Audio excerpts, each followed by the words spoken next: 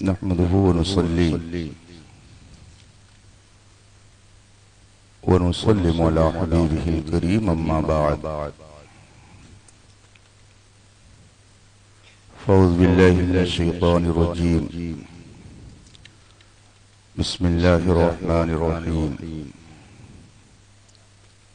أولئك كتب في قلوبهم الإيمان وأيدهم بروح منه صدق الله العظيم وصدق رسوله النبي الأمين الكريم ونحن على ذلك لمن الشاهدين والشاكرين والحمد لله رب العالمين. رونق بز سادات کرام مشایخ اعظام عمائدین ملت حاضرین باوقار اساتذہ ادارہ طلبہ علوم نبوت السلام علیکم ورحمۃ اللہ تعالی وبرکاتہ. وعلیکم السلام ورحمۃ اللہ وبرکاتہ. آج کی یہ پاکیزہ بزم اور نور علی نور محفل عالم اسلام کی اس ابصری شخصیت کی بارگاہ میں خراج عقیدت پیش کرنے کے لیے منعقد ہے، جس کے فضل و کمال کا چرچا اس وقت دنیا کے کونے کونے میں ہو رہا ہے. قابل مبارکباد ہیں وہ تمام حضرات جنہیں اس پاکیزہ بزم میں شرکت کی سعادت مل رہی ہے. اس وقت میرے دل و دماغ میں ایک عجب ہیجانی کیفیت ہے. تاریخ انسانی کا مطالعہ کرنے والوں سے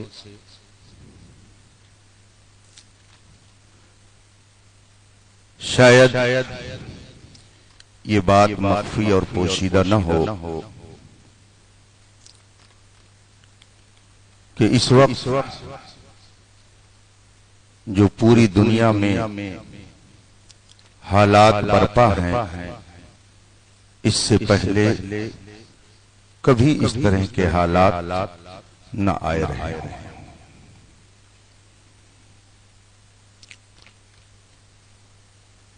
پورے ہندوستان میں عرس رضوی ایک ایسا منفرد عرس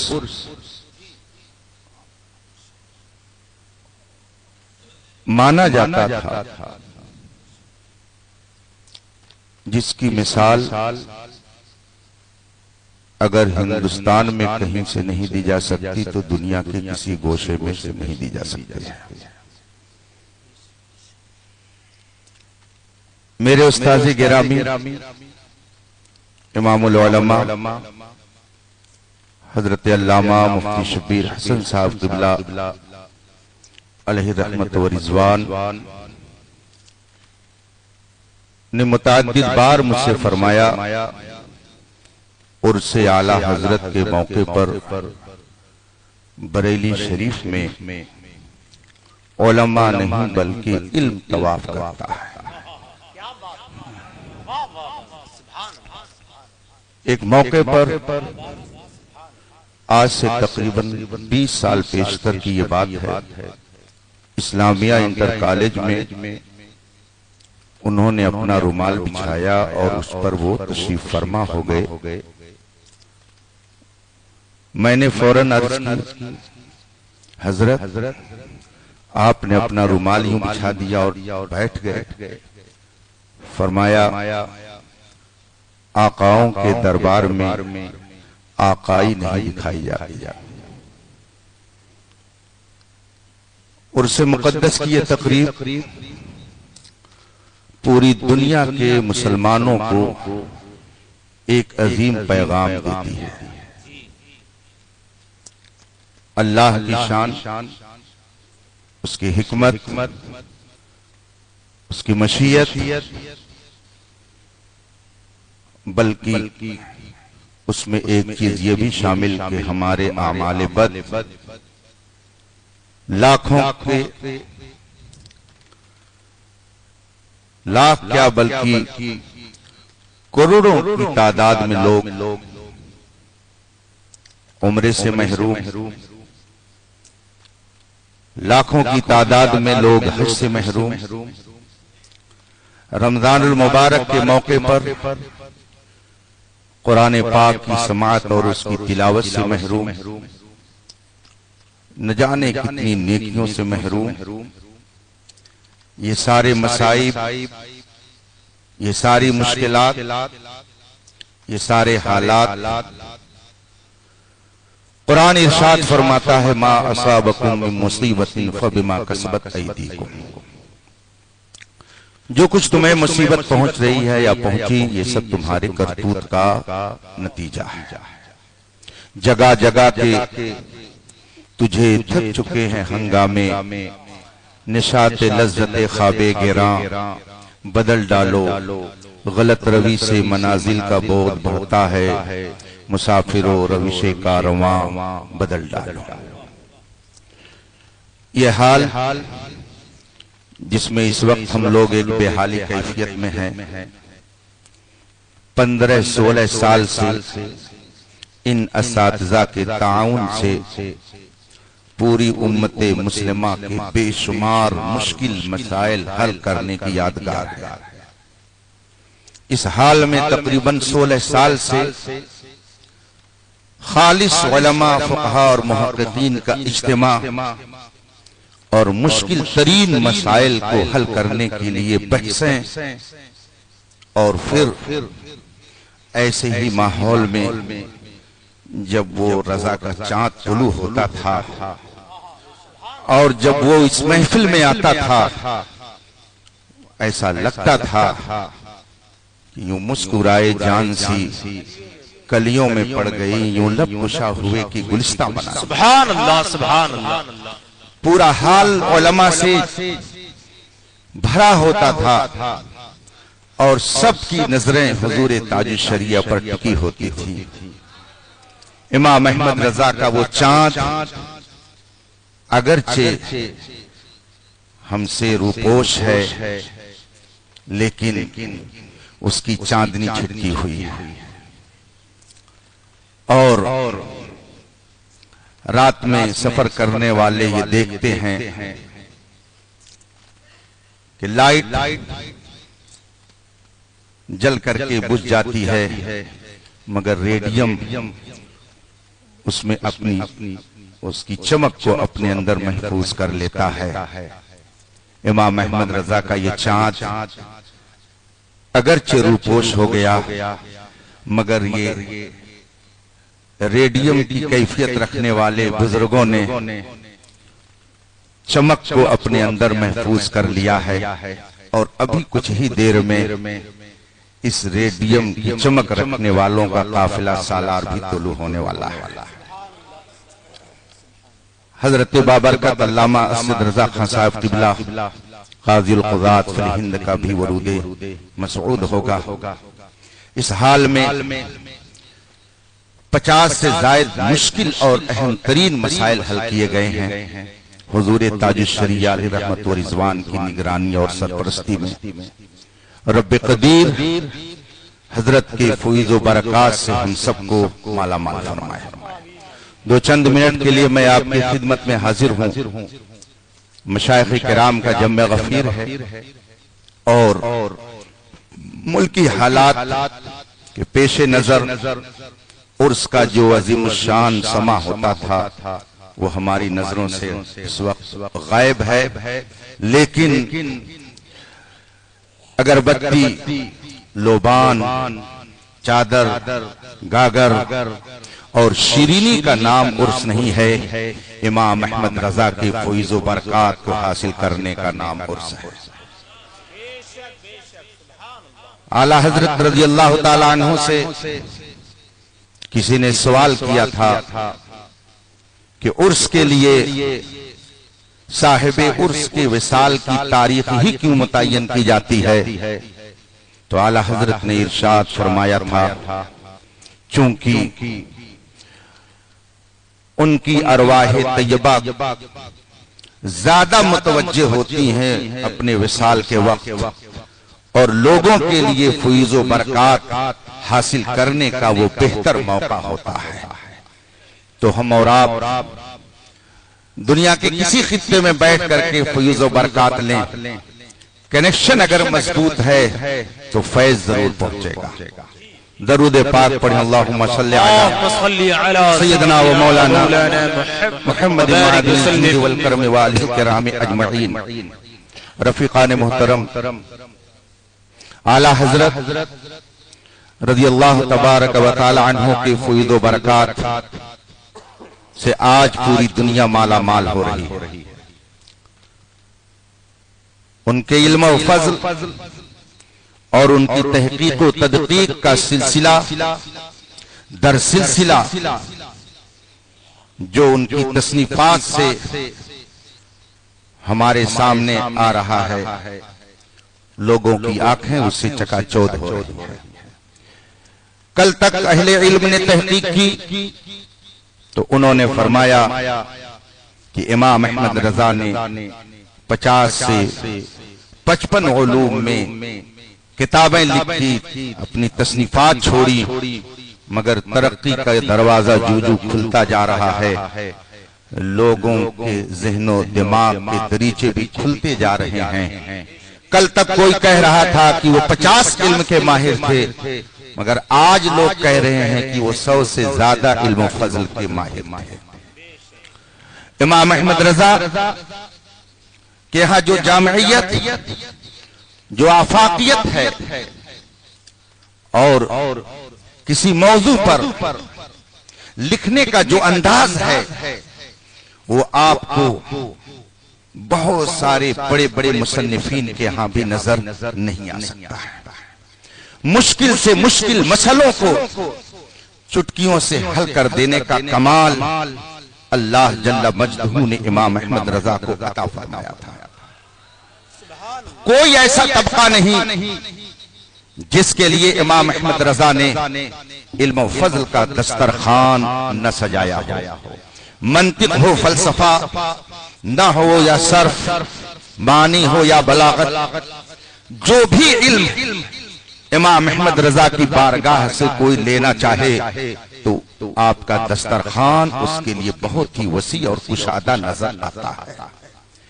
اہم سے اہم مسائل، اور وہ مسائل جس پر دنیاوی تعلیم یافتہ حضرات کو بڑا یقین اور اعتماد ہوتا تھا، مگر امام احمد رضا اس کے سقم، اس کے عیب، اس کی کمی اور اس کی کوتاہی کو بھانپ لیتے تھے، اور پھر اس طرح سے اس کو ہوا منصورہ کر کے دکھا دیتے۔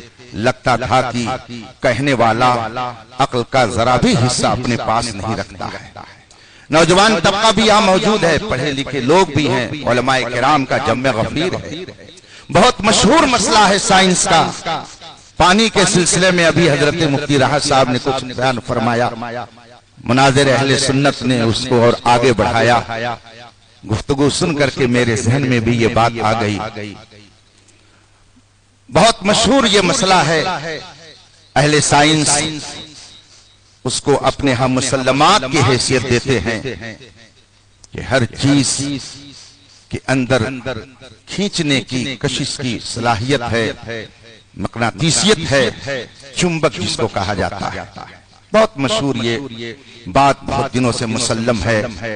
نیوٹن نے یہ نظریہ پیش کیا جب سیب کو اس نے زمین پر گرتا ہوا دیکھا، اس نے کہا کہ زمین کے اندر کھینچنے کی طاقت، اسی لیے سیب نیچے آ گیا، ورنہ اغل بغل اور اوپر کی طرف کیوں نہیں گیا۔ امام احمد رضا نے اس کے اس نظریے کی تردید فرمائی، متعدد انداز سے آپ نے اس کا مذاق اڑایا، اور اتفاق سے آپ کی عمر مبارک کا ابتدائی حصہ تھا، عمر زیادہ سے زیادہ 25 کے اندر تھی۔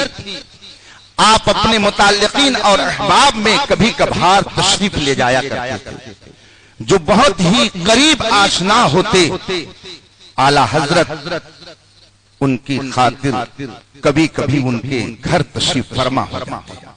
مزاج کے خلاف ہوتا مگر دلداری کا بڑا خیال رکھتے۔ واقعات اس سلسلے میں بے شمار ہیں۔ کبھی کبھی اصلاح کے لیے آپ نے کوئی قدم بڑھایا، سامنے والے کو غصہ بھی آیا، مگر امام احمد رضا نے اس سلسلے میں کسی کی پرواہ نہیں۔ مساوات بین المسلمین، رحمت بین المؤمنین، شدت علی الکفار کا جو عظیم نمونہ کسی کو دیکھنا ہو تو امام احمد رضا کی تحریرات اور ان کے اعمال سے وہ دیکھ سکتا ہے۔ یہاں آج حال یہ ہے کہ اپنوں پر شدت، غیروں کے ساتھ اعتدال کے نام پر مروت، لیکن امام احمد رضا کے ہم معیار وہ تھا جو قرآن نے عطا کیا تھا۔ رحمت بین المومنین، مساوات بین المسلمین کا وہ درس اپنے عمل سے دیتے تھے۔ کیا آپ نے یہ واقعہ نہیں پڑھا؟ امام احمد رضا رضی اللہ تبارک و تعالی عنہ اپنے ایک ملاقاتی کے گھر اسی بریلی شریف کے کسی محلے میں جلوہ فرما ہوئے۔ انہوں نے دیکھا اعلیٰ حضرت میرے گھر تشریف فرما ہوئے ہیں، بٹھایا۔ اتنے میں محلے کا ایک غریب جس کی ٹوپی بھی پھٹی ہوئی تھی، کپڑا بھی جس کے جسم پر اچھا نہیں تھا، اعلیٰ حضرت کو اس نے دیکھا ہوگا کہ میرے محلے میں جلوہ فرما ہوئے ہیں، کشا کشا وہ بھی چلا آیا اور ایک چارپائی تھوڑی دور پر رکھی ہوئی تھی، اس پہ وہ بیٹھ گیا۔ صاحب خانہ کو بہت خراب لگا کہ یہ غریب میرے سامنے چارپائی پہ بیٹھ جائے۔ یہ واقعہ ملک العلماء علامہ ظفر الدین بہاری رحمت اللہ علیہ نے حیات اعلیٰ حضرت میں نقل فرمایا۔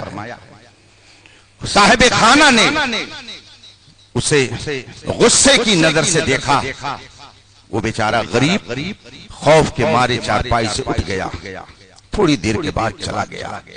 اعلیٰ حضرت نے محسوس کر لیا کہ اس غریب کی غربت کا اس نے مذاق اڑایا، یہ میرا دوست ہے، اسے میرا قرب حاصل ہے، تو اس کے اندر دینداری، اسلامی اخلاق کا کچھ نمونہ ہونا چاہیے تھا، اس کے اندر تو غرور پایا جاتا۔ آپ بھی اٹھے وہاں سے اپنے دولت خانے پہ جلوہ فرما ہو گئے۔ اتفاق سے ایک دن وہی آپ کے دوست آئے ہوئے تھے آپ کے پاس ملاقات کرنے کے لیے، اور اعلیٰ حضرت کے پاس وہ تشریف فرما تھے۔ اتنے میں حجام بال درست کرنے کے لیے اعلیٰ حضرت کی خدمت میں حاضر ہوا۔ اعلیٰ حضرت کے ذہن میں وہ پورا واقعہ جو ہو چکا تھا وہ سامنے آ گیا، اور آپ نے حجام کو دیکھ کر کے فرمایا، وہ مسلمان سنی صحیح العقیدہ تھے، اعلیٰ حضرت کی خدمت میں رہتے تھے۔ اعلیٰ حضرت فرماتے ہیں، بھائی فلاں بیٹھ جاؤ تخت پر بغل میں۔ جس تخت پر اعلیٰ حضرت بیٹھے تھے اسی پہ بٹھایا اور فرمایا، بیٹھیے، مومن آپس میں بھائی بھائی کرتے ہیں۔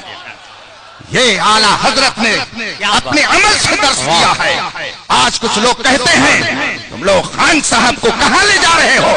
ہم کہیں نہیں لے جا رہے ہیں، ان کے رب نے ان کو اتنا بڑا کر دیا ہے، اتنا بڑا کر دیا ہے کہ پوری دنیا کہنے پہ مجبور ہے۔ ڈال دی قلب میں عظمت مصطفیٰ سیدی اعلیٰ حضرت پہ نعرہ تکبیر، نعرہ رسالت، نعرہ غوثیت، مسلک اعلیٰ حضرت، عرس اعلیٰ حضرت، بستی بستی، قریہ قریہ۔ الحمدللہ ہم یہ دیکھ رہے ہیں کہ 100 سال سے زیادہ کا عرصہ گزر گیا ہے، امام احمد رضا کی بارگاہ سے وہی درس دیا جا رہا ہے۔ اگر علم والا ہے، فضل والا ہے، اگر اس کے اندر دینی تسلب ہے، اگر وہ دیندار ہے، تو چاہے گورا ہو چاہے کالا، اپنا ہو یا غیر، کسی بھی علاقے کا ہو. یہی وجہ ہے کہ پوری دنیا میں جہاں کہیں آپ دینی تسلط رکھنے والوں کو پائیں گے سب کا یہی مزاج ہوگا. ہم ہوئے، تم ہوئے کہ میر ہوئے، ان کی زلفوں کے سب اسیر ہوئے. اعلیٰ حضرت تشریف لے گئے تھے اپنے ایک طبیب دوست کے ہاں بریلی شریفی میں کسی محلے میں. اتفاق سے جب آپ وہاں جلوہ فرما ہوئے دیکھا تو اس طبیب کے استاذ بچوں کو درس دے رہے تھے، سبق پڑھا رہے تھے. اور سبق وہ کیا پڑھا رہے تھے؟ بیٹے سنو، ہر چیز دوسرے کو اپنی طرف کھینچنے کی طاقت رکھتی ہے. ہر چیز میں کشش اور کھینچنے کی قوت ہے، جس کو عربی زبان میں جاذبیت سے تعبیر کیا جاتا ہے. جذب کرنے کی، کھینچنے کی طاقت ہر چیز میں پائی جاتی ہے. زمین کے اندر بھی کشش ہے، اس کے اندر بھی کھینچنے کی طاقت ہے. چاند اور سورج میں بھی ہے. اور اس کے بعد نہ جانے کتنے نظریات اسی پر قائم ہیں، جس کو نظریے جذب کہا جاتا ہے. جاذبیت کھینچنے کی طاقت ہے. وہ یہ نظریہ اپنے شاگردوں کو سمجھا رہے تھے. اعلیٰ حضرت تشریف لے گئے. ابھی آپ کی زندگی مبارک کے ابتدائی سال تھے. کوئی بہت زیادہ تجربے والی عمر جو آج کل کہی جاتی ہے وہ نہیں ہوئی تھی. آپ تشریف فرما ہوئے اور پھر حکیم صاحب کی گفتگو سننے لگے. جب انہوں نے اپنے شاگردوں کو سمجھایا کہ بیٹے ہر چیز کے اندر کھینچنے کی طاقت ہوتی ہے جو دوسرے کو اپنی طرف کھینچتی ہے، جس کو جاذبیت سے تعبیر کیا جاتا ہے. جب انہوں نے اپنی گفتگو پوری کر لی تو اعلیٰ حضرت فرماتے ہیں کہ اگر ہر چیز کے اندر کھینچنے کی طاقت ہے تو میں آپ سے بات پوچھنا چاہتا ہوں. انہوں نے کہا کیا؟ اعلیٰ حضرت فرماتے ہیں کہ اگر کوئی کسی چیز کو اپنی طرف کھینچنا چاہے تو اگر طاقتور چیز ہے تو اس کو جلدی اپنی طرف کھینچ لے گا، یا ہلکی چیز ہے اس کو اپنی طرف جلدی کھینچے گا. فرمایا جب آپ نے یہ سوال کیا انہوں نے کہا کہ ہلکی چیز کو جلدی کھینچے گا. مثلا یہ مائک ہے، اس کو ادھر سے ادھر میں جلدی کر سکتا ہوں، لیکن یہ لوہا اس کو جلدی ادھر ادھر سے اٹھا کر کے نہیں کر سکتا ہوں، تھوڑا وقت لگے گا.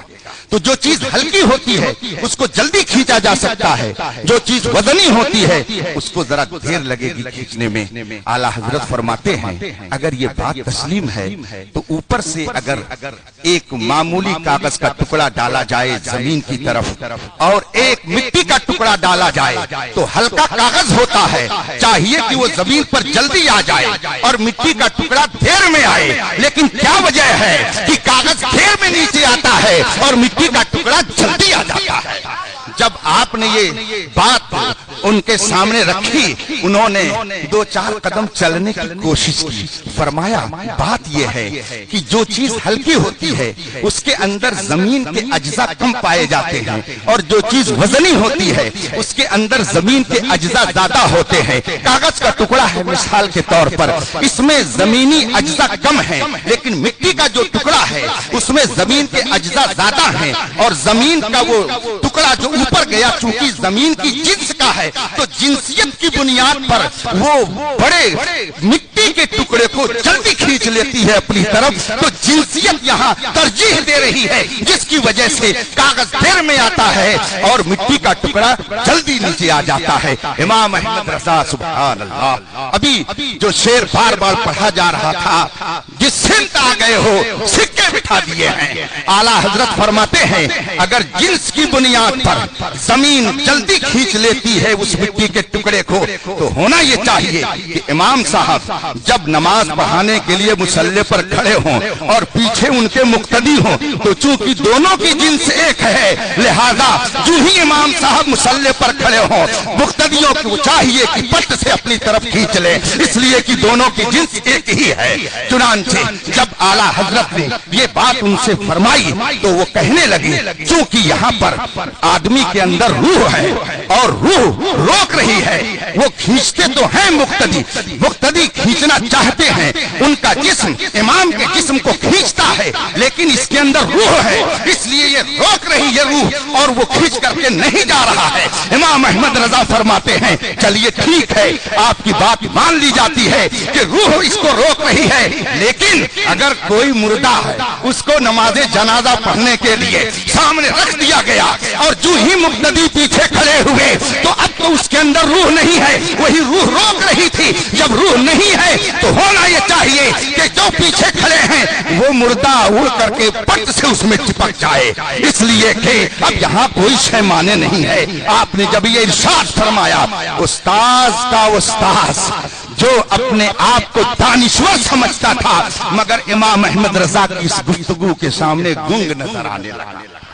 सुभान अल्लाह, सुभान अल्लाह। नौजवानों, आप इमाम अहमद रजा को पढ़ो। जब कोई डॉक्टर कहता है मैं वहाबी हूं तो मुझे शुभा होने लगता है कि ये पढ़ करके डॉक्टर हुआ है या बेपढ़ा लिखा डॉक्टर है, इसलिए कि अगर पढ़ा होता तो उसने कम से कम मुस्तफा की अजमत को कुछ तो समझा होता। अगर वो पढ़ा लिखा होता तो औलियाए किराम की अजमत का उसे कुछ एहसास होता। जब तक आदमी किसी की अजमत को नहीं पहचानेगा उस वक्त तक वो उसकी ताज़ीम नहीं कर सकता है। बहुत से आप हजरात में से ऐसे होंगे कि जिन्होंने हजरत शहजादे सदरुल शरिया अल्लामा बहौल मुस्तफा साहब को कभी नहीं देखा होगा, लेकिन ऐसा है कि इस वक्त जब वो तशरीफ फरमा हुए सब खड़े हो गए तो वो भी साथ में खड़े हो गए। और अगर पहली मर्तबा किसी ने उन्हें देखा हो और पहचाना ना हो तो बताइए क्या उन्हें देख करके वो खड़ा होगा?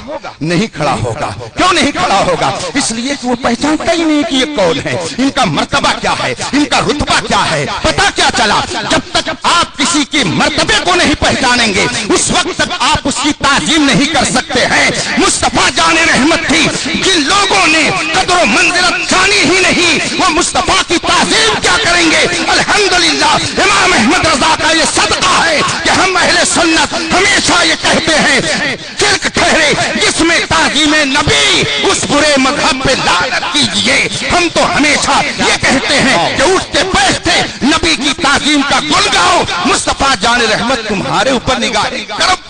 नारे तकबीर, नारे रिसालत, नारे गौसियत, मसलके आला हजरत और से आला हजरत फैजान हुजूर ताज शरिया। कि आला हजरत के खुलफा के अंदर बहुत तसल्लुत था, उनके अंदर बड़ी इस्तिकामत था, उनके अंदर बहुत दिल से दर्द था, मगर आज ये बात कम पाई जाती है तो मैं उन्हें जवाब देता हूँ। देखिए, जो चीज किसी बात के लिए मरकजी हैसियत रखती है, जो चीज मरकज की हैसियत रखती है, उस मरकज से जो जितना करीब होगा उस मरकज का असर उसके अंदर उतना ही ज्यादा होगा। हरारत और गर्मी के लिए, रोशनी के लिए इस कायनात में मरकज सूरज है। सूरज से ही हरारत मिलती है, सूरज ही से रोशनी मिलती है। तो जो चीज सूरज से जितनी करीब होगी उसके अंदर हरारत उतनी ही ज्यादा होगी, जो चीज सूरज से जितनी करीब होगी उसके अंदर रोशनी उतनी ही ज्यादा होगी, और जो चीज सूरज से दूर होती जाएगी उसके अंदर हरारत भी कम होती जाएगी, उसके अंदर रोशनी भी कम होती जाएगी। ये निजामे फितरत है, ये नेचर है कि मरकज से जो जितना करीब होता है मरकज की खुसूसियत उसके अंदर उतनी ज्यादा पाई जाती है। इमाम अहमद रजा मोहब्बत मुस्तफा का मरकज है, उस मरकज से जो जितना करीब होगा उसके अंदर मोहब्बत का असर उतना ज्यादा पाया जाएगा, और जो जितना दूर होगा उतना ही वो महरूम होता जाएगा। खुदा का शुक्र है कि उसने हमें मरकज़े मोहब्बत से कुर्ब अता फरमाया। वाखिर दावाना अनिल हम्दुलिल्लाहि रब्बिल आलमीन। अस्सलाम।